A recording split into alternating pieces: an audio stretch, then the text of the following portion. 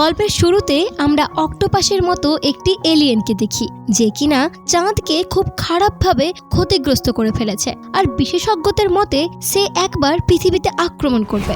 এরপরে আমাদের একটি স্কুল দেখানো হয়, যেখানে একটি বিশেষ ক্লাসরুমে স্কুলের সবচাইতে খারাপ ছাত্রছাত্রীদেরকে রাখা হতো। কিন্তু তারা সবাই এতটাই খারাপ স্টুডেন্ট ছিল যে এবার তাদেরকে স্কুল থেকেই বের করে দেওয়া হয় এবং পাহাড়ের পুরনো একটা ক্লাসরুমে সবাইকে পাঠিয়ে দেওয়া হয়। তখন আমরা ওই ক্লাস টিচারকে দেখতে পাই। সে আর কেউ নয়, বরং ওই এলিয়েনটি, যাকে আমরা গল্পের শুরুতে দেখেছিলাম। এখন তো তোমাদের মনে একটা প্রশ্ন আসতে পারে যে কিভাবে একটা এলিয়েন স্কুলের টিচার হতে পারে। আসলে এই এলিয়েনটি পৃথিবীতে এসেছে মূলত চাঁদের মতো করে পৃথিবীকে ধ্বংস করে দিতে। তবে এই পৃথিবীতে আসার সাথে সাথে সে এই স্কুলটির সাথে একটি চুক্তি করে ফেলে। আর এই জন্যই এই গল্পটা মূলত সাইফাই যন্ত্রের, কারণ এখানে সায়েন্স আর ফিকশন একসাথে করে দেখানো হয়েছে। তো এই এলিয়েনের চুক্তি অনুযায়ী যদি ক্লাসের সকল বাচ্চারা তাকে 1 বছরের মধ্যে গেমে হারাতে পারে, কোনোভাবে তাকে ক্লাস থেকে বের করে দিতে পারে, তাহলে সে এই পৃথিবীর কোনো ক্ষতি না করে চিরতরে এই পৃথিবী থেকে চলে যাবে।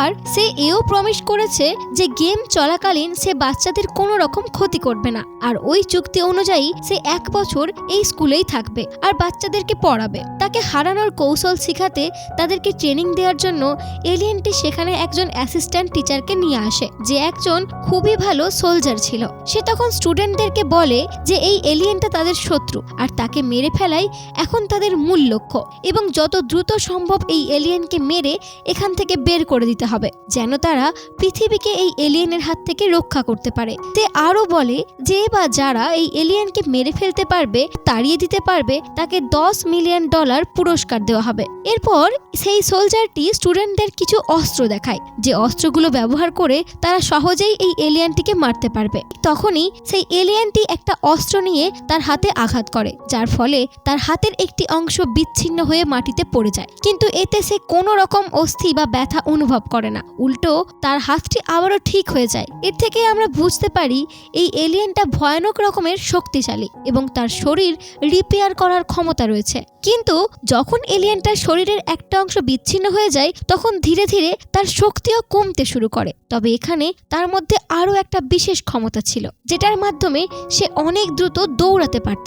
পরের দিন ক্লাসে সবাই মিলে ওই এলিয়েনকে গুলি করার অনেক চেষ্টা করে, কিন্তু তার স্পিড এতটাই দ্রুত ছিল যে কেউ তার গায়ে একটা গুলিও লাগাতে পারে না। কিন্তু তারপরও স্টুডেন্টরা তাকে অন্য উপায়ে মারার চেষ্টা করে, কিন্তু তারা বারবারই ব্যর্থ হয়। ওই ব্যাকবেঞ্চারদের ক্লাসে নাগিছা নামের একটা ছেলে ছিল, যে কিনা প্রতিদিন ওই এলিয়েন সম্পর্কে কিছু না কিছু ইনফরমেশন লিখে রাখতো, যাতে একদিন সে ওই এলিয়েনকে সহজেই মারতে পারে। কিন্তু একদিন দুটো ছেলে এসে তাকে তাদের দলে যোগ দিতে বলে এবং এলিয়েনকে মারতে তাদের পরিকল্পনা মোতাবেক কাজ করতে বলে। নাগিসা তখন তাদের কথায় রাজি হয়ে যায়। পরিকল্পনা অনুযায়ী নাগিসা একটি ছুরি নিয়ে এলিয়েনের উপর আঘাত করতে যায়। সে যখনই ছুরি দিয়ে এলিয়েনকে মারতে যাবে, তখনই এলিয়েন নাগিসার সাথে থাকা গ্রেনটি দেখে ফেলে। আর এটাই ছিল ওই ছেলেদের মূল পরিকল্পনা। গ্রেনটাটা তখনই সেখানে বিস্ফোরিত হয়, আর এলিয়েনটা তখন মারা গেছে ভেবে স্টুডেন্টরা অনেক আনন্দ উল্লাস করতে শুরু করে। কিন্তু কিছুক্ষণ পরেই তারা খেয়াল করে যে নাগিসার পুরো শরীর একটা অদ্ভুত আবরণ দিয়ে ঢাকা রয়েছে।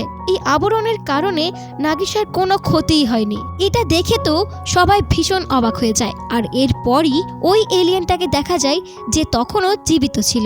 আর নাগিসার এইরকম কাজ দেখে এলিয়েন তার উপর অনেক রেগে যায়, যার ফলে তার শরীরের রং পরিবর্তন হতে শুরু করে, কারণ স্টুডেন্টরা তো তার নিয়ম ভঙ্গ করেছে। গেমের নিয়ম অনুযায়ী তাকে শুধু নির্দিষ্ট অস্ত্রগুলো দিয়েই মারা যাবে, এর বাইরে অন্য কোনো অস্ত্র ব্যবহার করা যাবে না। তখন এলিয়েনটি তাদেরকে শাসিয়ে দিয়ে বলে, যদি তোমরা এরকম ভুল দ্বিতীয়বার করো তাহলে আমি তোমাদেরকে কিছুই বলবো না, কিন্তু তোমাদের পরিবারের ক্ষতি অবশ্যই করব। যাই হোক, সেও কম বেশি আমাদের দুর্বল পয়েন্ট সম্পর্কে ধারণা রাখে। এর পরের দৃশ্য আমরা দেখি স্কুলের ছাত্রছাত্রীরা এলিয়েনটিকে একটি ফাঁদে ফেলে তাকে গুলি করার অনেক চেষ্টা করে, কিন্তু প্রতিবারের মতোই এবারও তারা ব্যর্থ হয়। তখনই সেখানে একজন স্টুডেন্টের আগমন ঘটে। সে একজন ভালো স্টুডেন্ট হওয়া সত্ত্বেও তাকে শুধু মারামারি করার জন্য এখানে পাঠানো হয়েছে। ছেলেটি প্রথমে এলিয়েনটির কাছে গিয়ে তার সাথে হ্যান্ডশেক করতে চায়, কিন্তু হ্যান্ডশেক করতে গিয়ে সেই এলিয়েনটির হাত কেটে যায়, কারণ আগে থেকেই ওই ছেলের হাতে কিছু ধারালো ব্লেড লাগানো ছিল। আর এটার থেকেই আমরা এই ছেলের বুদ্ধির লেভেল বুঝতে পারি, কারণ সেই প্রথম যে কিনা সঠিক পদ্ধতিতে এই এলিয়েনটিকে আঘাত করতে পেরেছে। পর থেকেই বিভিন্ন পদ্ধতিতে সেই ছেলেটি এলিয়েনটিকে মারার অনেক চেষ্টা করে, কিন্তু দুঃখের বিষয় হলো সে প্রতিবারই ব্যর্থ হয়। একদিন ছেলেটি একা একা বসে কিছু ভাবছিল, তখন সেখানে নাগিসা এসে তাকে জিজ্ঞেস করে সে এত মেধাবী স্টুডেন্ট হওয়া সত্ত্বেও কেন তাকে এখানে পাঠানো হয়েছে। তখন ছেলেটা বলে যে এক সময় সে অনেক ভালো একজন স্টুডেন্ট ছিল, তার ক্লাসের শিক্ষকরা তাকে খুবই পছন্দ করত, কিন্তু একদিন সে দেখে কিছু স্টুডেন্টরা মিলে তার ক্লাসমেটকে মারছে, তাই ওই ক্লাসমেটকে বাঁচাতে গিয়ে সে তার নিজের ক্লাসমেটদের সঙ্গে মারামারি করে, যেটা সবাই দেখে ফেলে। আর সে তখনই কষ্ট পেয়েছিল যখন তার কথা কেউ বিশ্বাস না করে উল্টে সবাই তাকে দোষী সাব্যস্ত করেছিল, এমনকি তার টিচাররাও। তারপর থেকেই মূলত সে টিচারদেরকে সম্মান করা একেবারেই ছেড়ে দিয়েছে, আর এই কারণেই মূলত তাকে এখানে পাঠানো হয়েছে। আর তাদের কথার মধ্যেই সেখানে এলিয়েনটিও চলে আসে। তখন মেধাবী ছেলেটি এলিয়েনকে প্রশ্ন করে সে কি ভালো টিচারদের মতো সবসময় তার স্টুডেন্টদের সাপোর্ট করে, নাকি অন্য টিচারদের মতো করে স্টুডেন্টদের কোনো খেয়ালই রাখে না। আর এটা বলেই সে পাহাড় থেকে ঝাঁপ দেয়, তবে তার হাতে একটা বন্দুক থাকায় সে এটা দিয়ে এলিয়েনকে গুলি করার চেষ্টা করছিল, কিন্তু ঠিক তখনই এলিয়েনটাও নিচে ঝাঁপ দিয়ে নিজেকে মাকড়সার জালের মতো ছড়িয়ে ছেলেটাকে বাঁচিয়ে নেয়। আর এখানে আমরা বুঝতে পারি এলিয়েনটা আসলেই অনেক ভালো মনের ছিল, তার কাছে প্রত্যেকটা ছাত্রছাত্রীদের জীবন ছিল খুবই গুরুত্বপূর্ণ। সে আগেও একবার এটা প্রমাণ দিয়েছিল নাগিসাকে ওই বোমার হাত থেকে বাঁচিয়ে। কিন্তু এখানে ভালো হয়ে কি হবে, পুরো পৃথিবীর চোখে সে একটা বিপজ্জনক এলিয়েন। এদিকে চাঁদকে ক্ষতিগ্রস্ত করা হয়েছে 2 মাস হলো, কিন্তু পৃথিবীর কেউই এই এলিয়েনের কিছুই করতে পারেনি, কারণ এই এলিয়েনটা জাপানে বসে আছে। আর পৃথিবীর বিভিন্ন দেশ থেকে এলিয়েনকে মারার জন্য জাপানে হামলা করার পরিকল্পনা চলছে। তারা এলিয়েনকে মারতে অনেক মিসাইলও পাঠিয়ে দেয়, কিন্তু মিসাইলও এই এলিয়েনের কাছে পরাস্ত হয়েছে। তাহলে একবার চিন্তা করা যায় যে মিসাইল এলিয়েনের কিছু করতে পারেনি, আর সাধারণ স্টুডেন্টরা কিভাবে তার ক্ষতি করবে। কিন্তু স্টুডেন্টরাই একসময় পারবে। কিভাবে পারবে তা জানার জন্য আমাদের শেষ অবধি অপেক্ষা করতে হবে। যেহেতু স্টুডেন্টরা এলিয়েনকে মারার ক্ষমতা এখনো অর্জন করতে পারেনি, তাই গভর্নমেন্ট থেকে তাদের স্কুলে আরেকটা নতুন স্টুডেন্টকে পাঠানো হয়, যে ছিল মূলত একটি রোবট। আর এই রোবটটাকে তৈরি করাই হয়েছে এই এলিয়েনকে মারার জন্য। তাই এই রোবটটি এলিয়েনকে ক্লাসের দেখা মাত্রই না বুঝেই তার উপর ফায়ারিং শুরু করে। তখন সকল স্টুডেন্টরা ভয়ে বেঞ্চের নিচে লুকাতে থাকে। রোবটের এই পাগলামির কারণে স্টুডেন্টরা প্রচন্ড রেগে যায়, কারণ যেই কাজটি তাদেরকে করতে দেওয়া হয়েছে এই কাজের জন্য কেনই বা রোবটকে আনা হলো। আর ওই রোবটটির কারণে তাদের প্রাণও চলে যেতে পারত। তাই তারা রুমের এক পাশে রোবটটিকে একটা চেন দিয়ে বেঁধে রাখে। তখনই এলিয়েনটি রোবটের কাছে আসে এবং তাকে বলে, আমাকে মারতে হলে প্রথমেই তোমাকে সবার সাথে বন্ধুত্ব করতে হবে, আর তখনই তুমি সবার সাথে মিলে আমাকে এই গেমে হারাতে পারবে।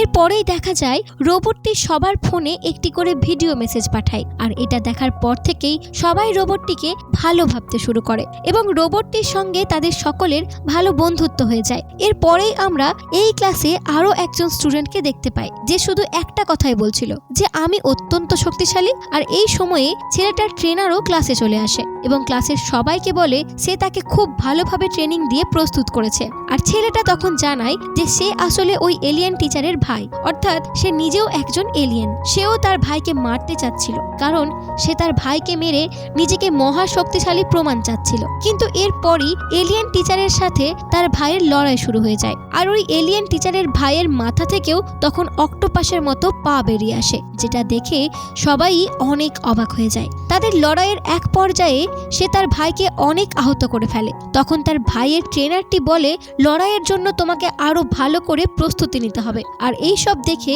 তখনই স্টুডেন্টদের মনে সন্দেহ হয় এই টিচার অনেক ভালো আর বেশ শক্তিশালী। এখন কথা হচ্ছে যে সে কেন এই লড়াইয়ের শর্তে রাজি হলো। এরপর তারা যখন সবাই মিলে এলিয়েন টিচারকে ওই প্রশ্নটা করে, তখন এলিয়েনের কোশ্চেনের কোনো উত্তর দেয় না, বরং সে তাদেরকে জানায় যে সে নিজেই তাদের ট্রেনিং দেবে, যেন তারা ওদেরকেও হারাতে পারে। আর কথা অনুযায়ী সে সকলকে ট্রেনিং দেওয়া শুরু করে।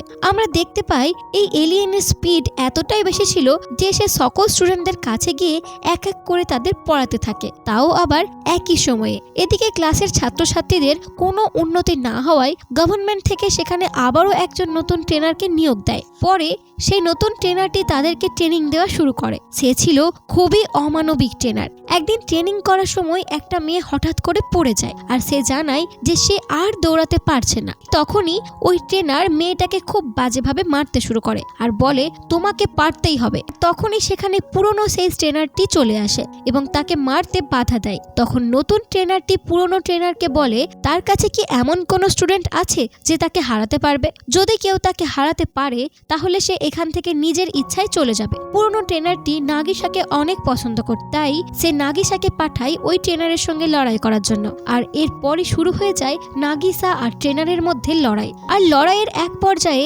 নাগিসা নতুন ট্রেনারটিকে হারাতে সক্ষম হয়, কিন্তু ওই ট্রেনারটি এখনো হার মানতে রাজি নয়। তাই সে আবার লড়াই করতে চায়, কিন্তু নাগিসা এবার অসম্মতি জানায়। তাই রাগ করে সেই ট্রেনার ওখান থেকে চলে যায়। তাকে চলে যেতে দেখে স্টুডেন্টরা অনেক খুশি হয় আর নাগিসাকে নিয়ে তারা আনন্দ করতে শুরু করে। পরের দিন আমরা দেখতে পাই তাদের এরিয়াতে অনেক বৃষ্টি হচ্ছিল।